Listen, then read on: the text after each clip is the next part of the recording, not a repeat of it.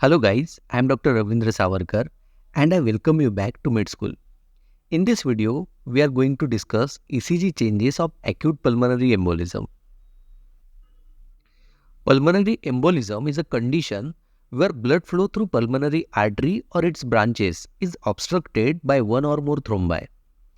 This thrombus comes in the form of embolus from thrombus present elsewhere in the body, usually in calf vein in the form of deep venous thrombosis.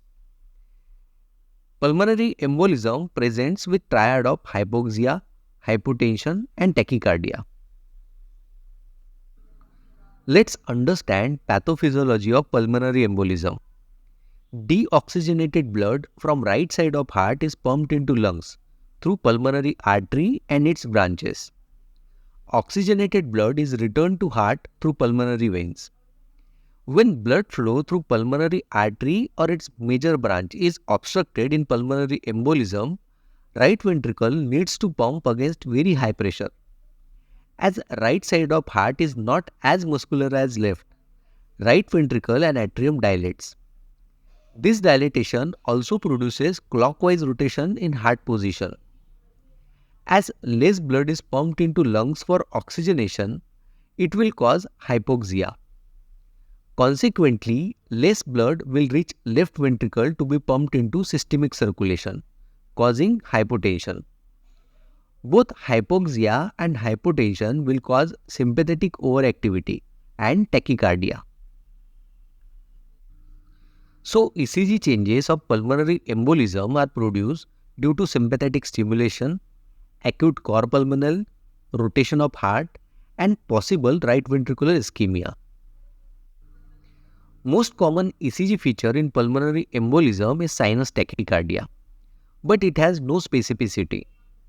Classical changes in pulmonary embolism in frontal plane leads is known as S1Q3T3.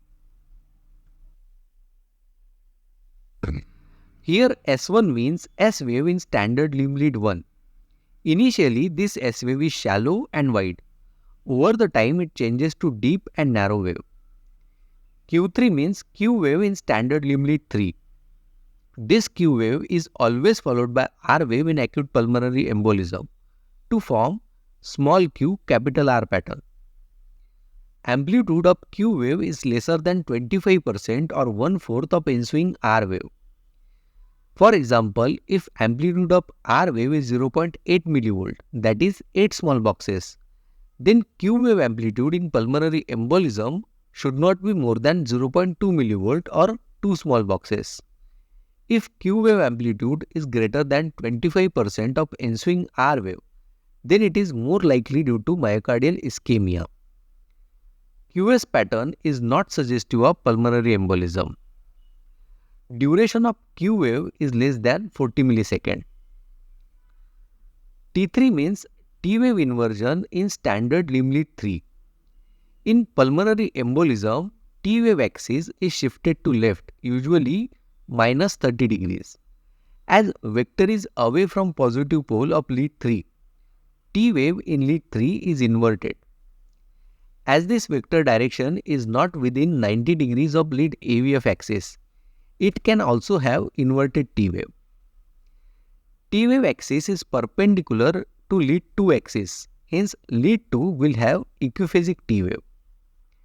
Presence of inverted T wave in lead 3 and AVF can be confused with acute myocardial ischemia. How to differentiate these entities is discussed later in this video. Other changes in frontal plane leads are ST depression in lead 1 and 2. Sometimes this may take form of staircase ascent, where ST segment is depressed horizontally, then there is sharp ascent, which is again followed by a flattish descending limb of T wave.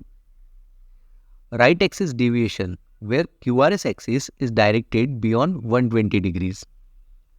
When axis is directed in northwest region, that is between minus 90 degrees to 180 degrees, in extreme right axis deviation, there will be prominent R wave in lead AVR. P pulmonale is caused by acute dilatation of right atrium. In horizontal plane leads, the most common change is T-wave inversion. This T-wave inversion is present usually in lead V1 to V3, but may extend further in leftward leads. It is the most persistent change in pulmonary embolism.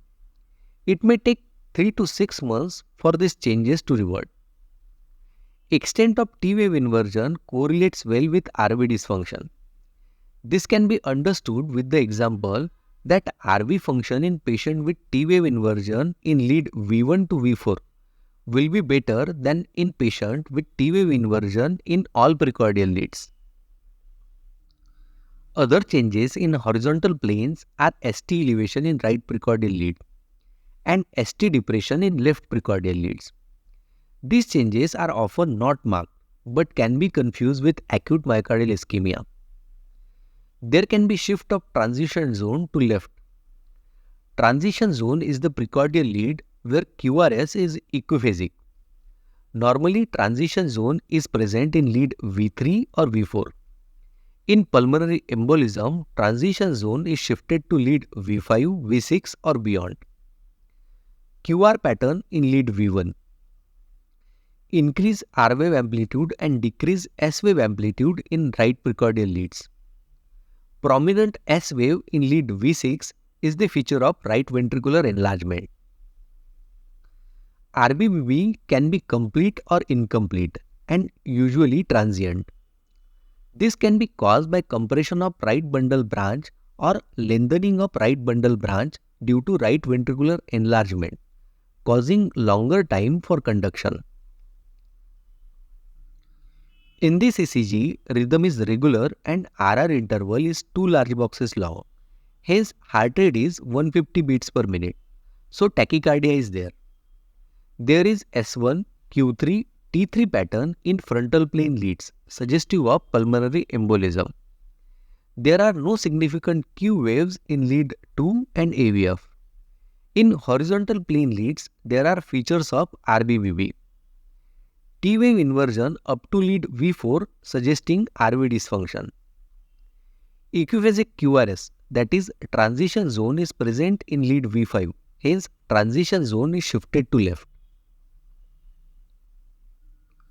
Presence of T-wave inversion, ST depression and even ST elevation makes it difficult to differentiate acute pulmonary embolism from acute myocardial ischemia. There are some principles which helps in this differentiation.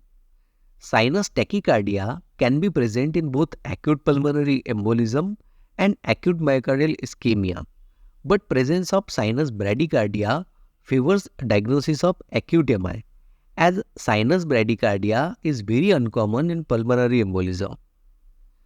Q wave in lead 3 more than 40 millisecond in duration or more than 25% of ensuing R wave in amplitude favors a diagnosis of acute myocardial ischemia. Presence of significant Q wave in lead 2 and AVF along with Q3 favors diagnosis of acute MI over acute pulmonary embolism. Changes of inferior wall ischemia and anterior septal ischemia rarely occurs together. Such changes favors diagnosis of acute pulmonary embolism. In this ECG, there is S1Q3T3 pattern, but there is Q wave in lead AVF, which is more than 1 small box deep.